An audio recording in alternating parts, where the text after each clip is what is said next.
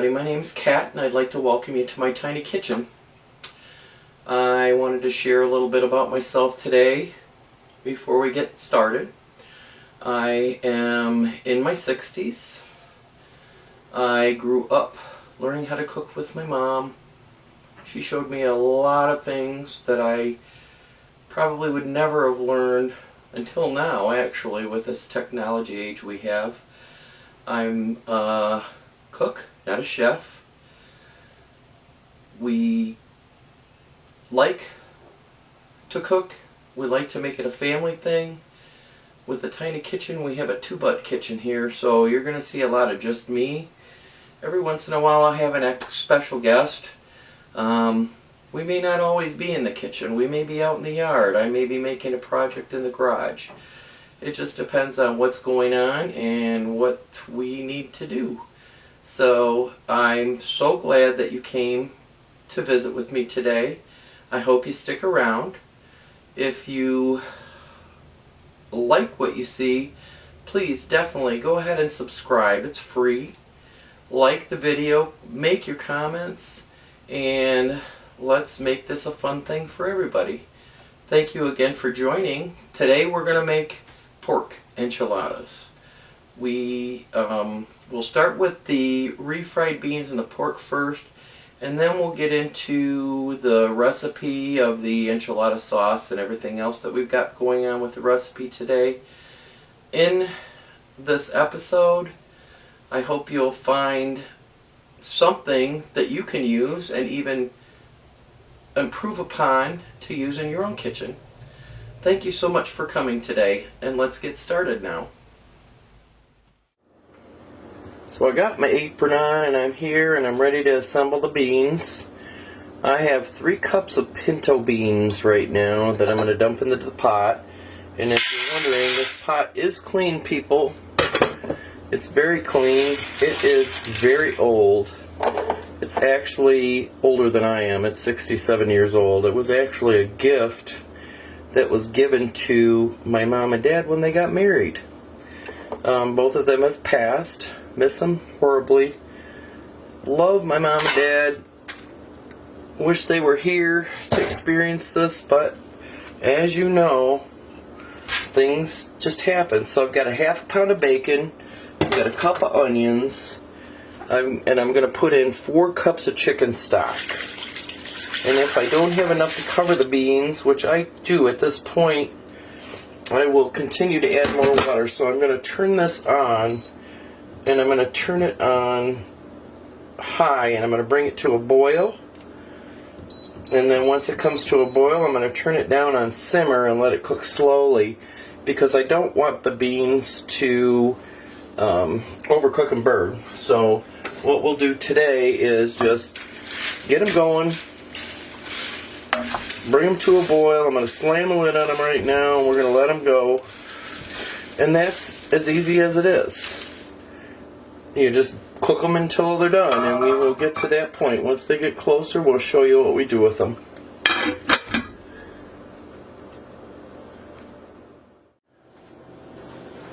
Okay, for the sake of time today, we're going to use the Instapot to do our pork. One of the biggest jokes in our house, because I'm not one on time, is we might eat by midnight. So to keep us from eating by midnight, I'm going to go ahead and use my Instapot to cook the pork, which will be shredded later. So I actually had a couple of pork rib bones with some meat on them that I had left over that I'm going to use today, but I knew it wasn't going to be enough for what I needed, so I'm going to add those to the pot. And I got a very inexpensive piece of pork loin, small piece of pork loin that I'm going to add to the pot. And we have 3.5 cups of water and 1 cup of beer that's going to go in to give it some flavor. Then I'm going to add 2 cloves of garlic and 1 medium onion to the pot, and then I'm going to add 1 large carrot chopped up and some celery. And then the reason I'm doing this is because I'm actually going to use the broth from the pork to make my enchilada sauce.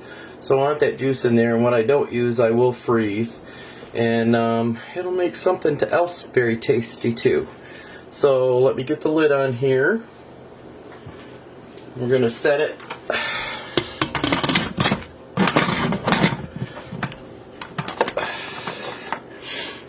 on high pressure and cook it for about 30 minutes. Once it's cooked, then I will be able to pull it out and let it cool off a little bit and shred it. So, you think I'd never used this thing before. Here we go. When you're using a Instapot, you want to make sure that you have it on pressure. If you can get it on there. I have my seal on, so everything should be fine. And it sounds like it wants to seal, but it's not sealing. So, let me pause the camera for a little bit, and I will get this sucker taken care of. So I managed to get my lid on, and I do have it on sealing. You want it on sealing when you do this. And I'm going to do pressure cook. And then I'm going to set my time for 30 minutes. 30 minutes should be good enough to get it tender enough that I could probably pull it. If I need extra time, I'll put extra time on it. And there you go. You have your pork and you have your beans going. So our next step is the enchilada sauce and then assembling everything.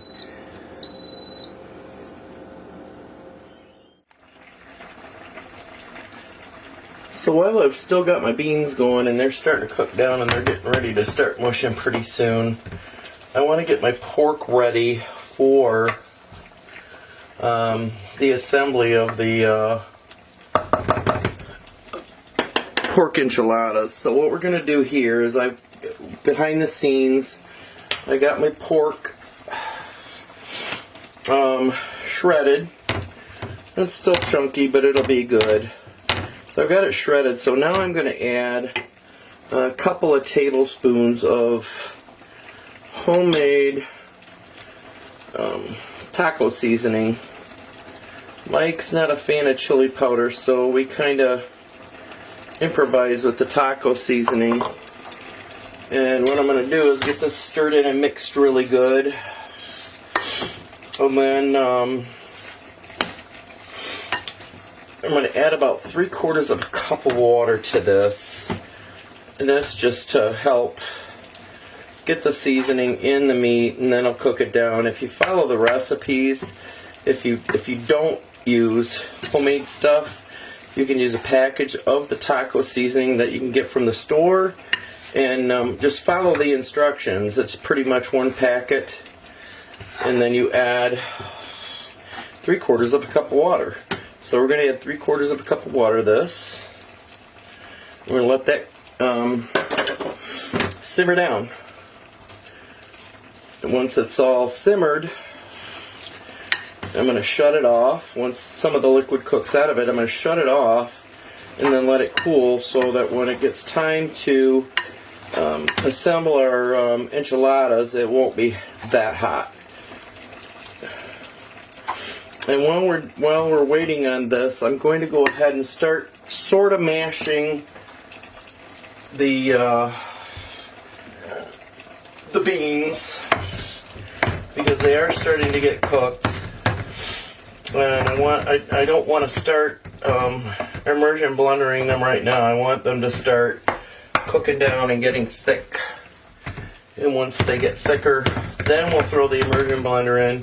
If you're wondering about the bacon and the onions that are in there, once you hit it with the immersion blender, that's all going to disappear. It's all going to be blended in with the beans. Now, I'm not a fan of having chunks of beans in my refried beans, so I just kind of blend it and immersion blend it once it's ready to like a bean paste. And I have to tell you though, these aren't official refried beans because I'm not going to actually refry them. This is the way my mom taught me how to make them. And once you get them blended, there's no reason to refry them. But they taste just the same, if not better, than what you get in a can from the store. Now, again, you can use a can from the store, but there's nothing better than homemade, ever. So, hopefully you use these recipes and try and make your own stuff. So, now that we've got this going on, we're going to go ahead and get our pork done. And the next thing we need to do is assemble our enchiladas. Nope. The next thing we need to do is make our enchilada sauce, because I don't buy canned either. So once we get to the point where the beans are ready to be immersion blended, then I'll make my enchilada sauce, and then we'll start assembling, and you can see all of that. So stay tuned, we'll be back in a little bit. Okay, so our beans are just about ready to put through the immersion blender, so I'm going to get my enchilada sauce going. This recipe is not that fresh in my mind, so I'm going to have to read the ingredients to you. Today I'm making a double batch, and what I do have left over I can probably freeze or use on another dish, who knows. So today we're doing 6 tablespoons of olive oil, 6 tablespoons of flour, 2 tablespoons of paprika, a 1/4 teaspoon of chili powder or cayenne pepper, 1 teaspoon of ground cumin and coriander mixed, a teaspoon of garlic powder, a 1/2 teaspoon of dried oregano, 1/2 teaspoon of salt to taste. If you want cinnamon in it, you can put cinnamon in it. I never do because I really don't like the flavor. I've got 4 tablespoons of tomato paste and 4 cups of pork broth that I saved from the pork that I cooked in the pressure cooker. You got 2 teaspoons of apple cider vinegar and fresh ground black pepper to taste. So we're going to get this going. I probably won't use any of the black pepper because I'm not a fan of it in this dish, but we're going to get it going now and we'll see what we can do.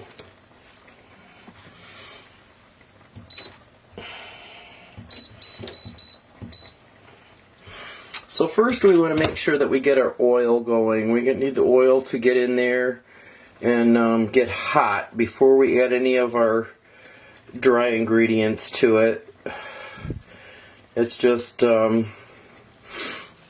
helps the roux. It's sort of a roux that we're working on, and we want to make sure that that oil's good and hot, so when we start to make the enchilada sauce, it'll cook very well. And it's very tasty. You can use, with this recipe, you can use canned enchilada sauce, but for me, I prefer to make it from scratch. It just makes it taste so much better. It's just a whole lot better than what you can buy in the stores. So I'm going to turn my beans off because I think they're ready to go, but right now we want to concentrate on the enchilada sauce. The oil is getting hot. Once it's hot, if you just throw a little bit of flour in it while it's getting hot, and it starts to sizzle, that's when you know that it's time to add your ingredients. So right now we're going to add a pinch, and it's starting to sizzle. So we're going to dump in our flour, and we're going to dump in all of our seasonings, and now we're going to start stirring. You want to stir this, you don't want it to burn. So we're going to start stirring this until the roux gets to a good thick consistency. It should if it works out right, while you're cooking it, it should go from being this dry to getting a little soupy, which isn't a bad thing. That means your flour's cooking, because there's nothing worse than having pasty tasting food when you're using flour. So we're stirring it. I don't know if you can see this. There you go. So it's a nice thick paste. It's cooking very nicely.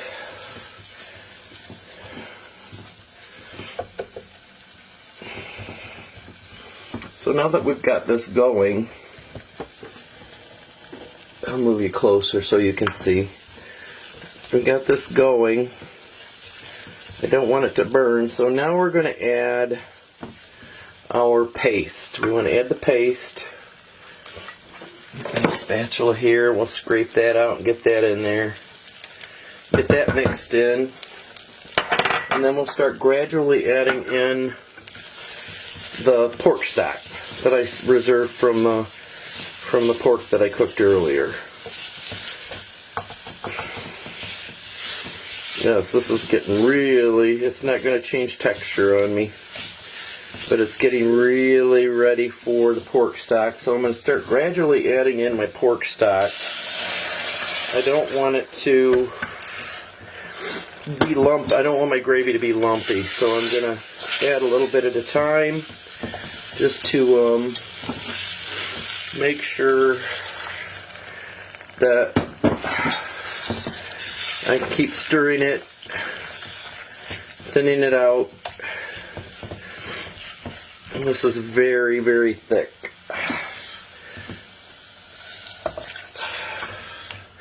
I want to keep it on this high temperature because I want it to keep cooking as I'm going.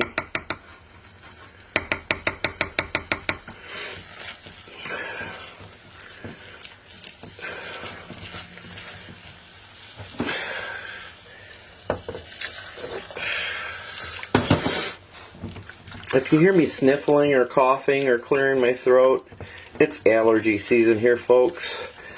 I seem to be suffering from fall allergies now that I'm an older broad. And it's difficult not to sniffle and snuffle while I'm doing this stuff. So, as you can see, it's starting to thin out a little bit more. And the more we stir and the more we add, the thinner it will get. I don't think I'm going to need to add any water to this, but I may have to add some water. It depends.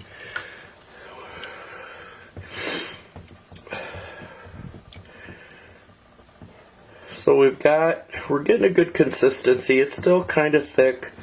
I'm gonna add, now that I've got it all mixed together, I can add the rest of my stock. And my 2 teaspoons of apple cider vinegar, and we'll get this going. We'll keep it stirring, keep stirring it.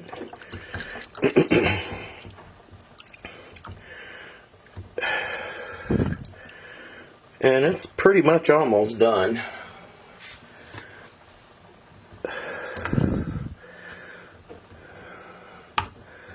I'm going to keep it going here for a minute. I want to taste it to see if I need any more other seasonings like the pepper, cayenne pepper, any more salt.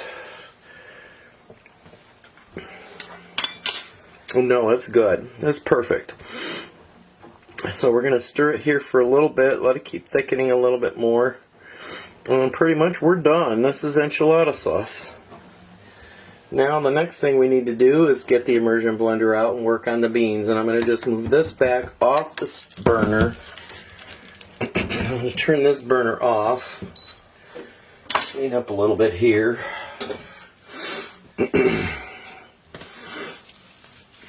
And then we're going to get the immersion blender out. Love my immersion blender. It works great for things like this. Yeah, you can hear the heat underneath the stove from the enchilada sauce. So, let me get this unwound, plugged in, and we'll be ready to whip her up. And like I said earlier, the bacon and the onions are going to disappear in this as soon as I start blending it. And this is going to get a little loud, so please bear with me.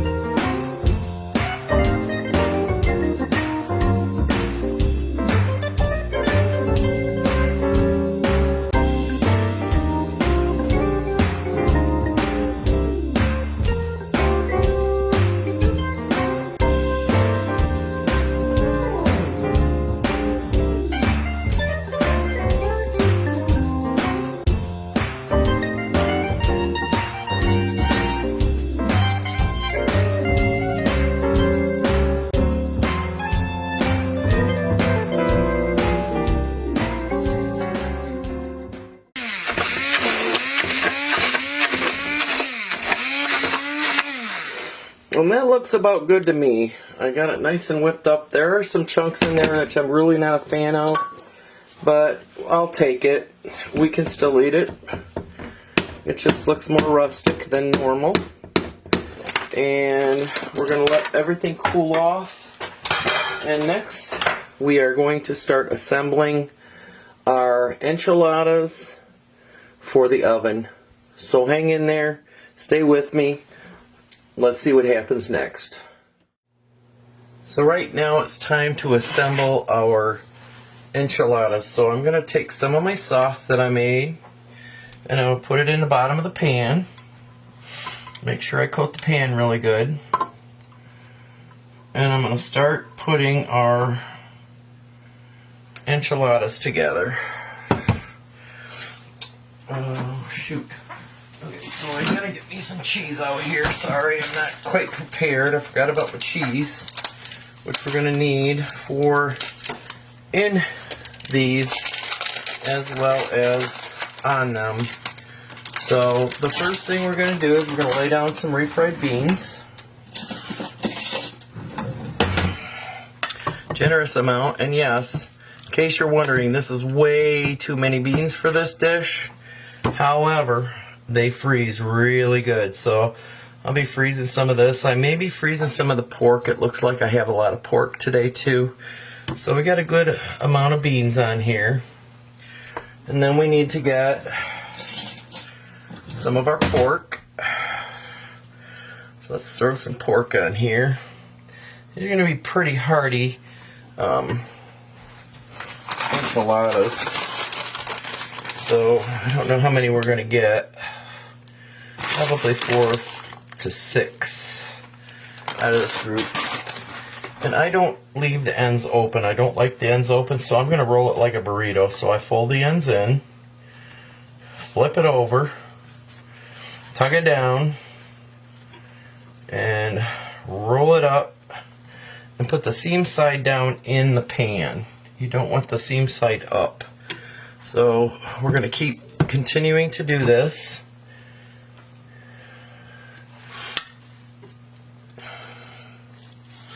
For each one, each enchilada, and I'm going to be jamming them in here because I want to make sure I can get everything to fit.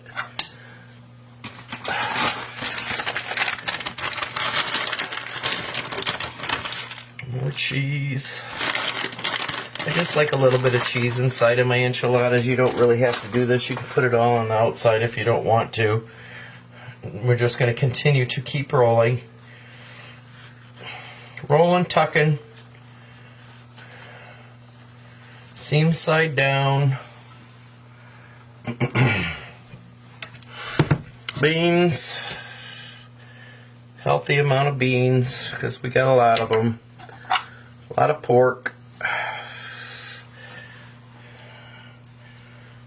And yes, we will be making sure that they all fit, because I like to push them in. If I need to, I'll get my other pan out and we'll make a second pan and put them both in the oven at the same time.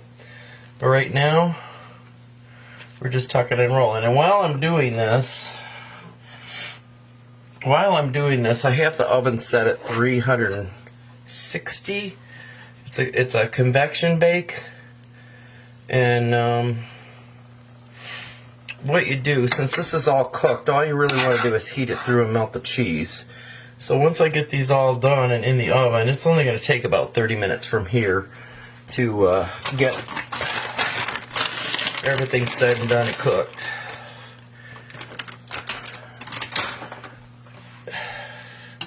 If you're wondering, I use sharp cheddar cheese. You can use a mild cheddar cheese. You can use a white cheddar cheese. You can use mozzarella if you want to. Mozzarella's ooey and gooey. I may be able to squeeze one more in this pan.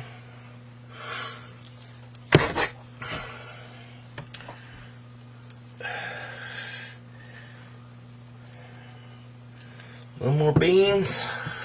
That much. A little more of the beans. More pork. More cheese. Oh, Peter fell. Get back up there. In case you're wondering, no, I'm not using gloves. I'm cooking this for my family now. If I was working in a restaurant, yeah, I'd be wearing gloves.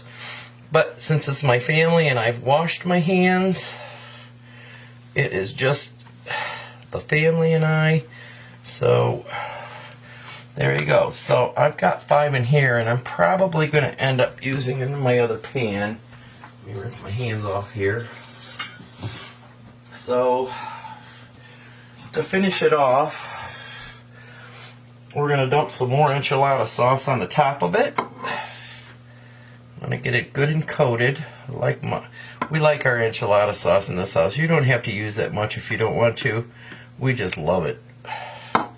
So we got this going. Now I'm going to add some more cheese to the top of it.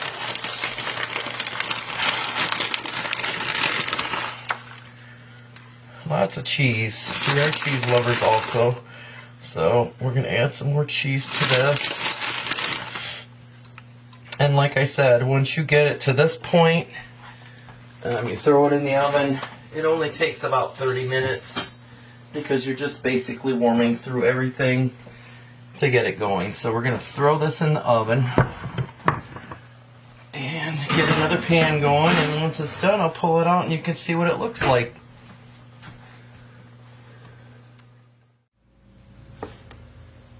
So it's been about 30 minutes now, and I'm going to pull out dinner. We'll let these set for about 15 minutes just to make sure that they're set up enough to eat, and they are looking good. So there you go. I ended up doing 3 more in a smaller container or smaller casserole because my package only had 10. I did use store-bought tortilla shells. I've not gotten brave enough to do my own homemade tortilla shells yet. That's something in the future, but there's dinner. And I'll share a picture with you as soon as I get it plated up. I'd like to thank you again for joining me. Like, subscribe, comment, share. If this is something that you would like to do or like to share with your friends, that would be great. I wish you the best evening and a good night.